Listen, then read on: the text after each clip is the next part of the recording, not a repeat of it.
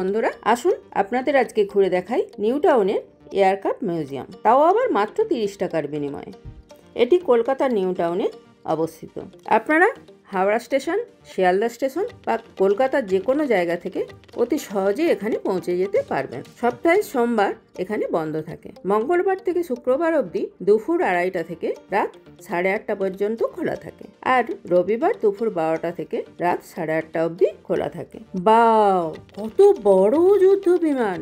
আমি তো এর আগে কোনোদিন দেখিনি। আপনারা কে কে এখানে ঘুরে গেছেন আমাকে কমেন্ট করে জানাবেন তো। এই যুদ্ধ বিমানটির নাম TU-142, যেটি ইন্ডিয়ান নেভি পশ্চিমবঙ্গ সরকারের হাতে তুলে দিয়েছিল। এটি 29 বছর ভারতীয় সেনাবাহিনীতে কর্মরত ছিল। এর মধ্যে কার্গিল যুদ্ধেও এটি নাকি অংশগ্রহণ করেছিল। এটি ভারতবর্ষের মধ্যে দ্বিতীয় এয়ারক্রাফট মিউজিয়াম। প্রথমটি আছে বিশাখাপত্তনমে। এই মিউজিয়ামটির উদ্যোক্তা হলেন কলকাতা মেট্রোপলিটন ডেভেলপমেন্ট অথরিটি। মিউজিয়ামটি উদ্বোধন করেন মমতা ব্যানার্জি 4ই জুন 2022 সালে। এর ভিতরে সমস্ত অরিজিনাল যুদ্ধের ক্ষেত্রে যা যা লাগে সব দেখানো হয়েছে, কিন্তু এখানে ফটোগ্রাফি বা ভিডিওগ্রাফি সম্পূর্ণরূপে নিষিদ্ধ, তাই আপনাদের ভিতরটা ঘুরে দেখাতে পারলাম না। যতটা সম্ভব বাইরে থেকে দেখালাম। আপনারা সম্ভব হলে এসে একদিন এখানে ঘুরে যান। ছোটদের জন্য রয়েছে বিভিন্ন রকমের খেলাধুলার ব্যবস্থা, আর খাওয়া দাওয়ার জন্য রয়েছে ছোট্ট একটি ফুড স্টল। তাহলে দেরি না করে একটা ছুটির দিনে পরিবারকে সঙ্গে নিয়ে ঘুরে যান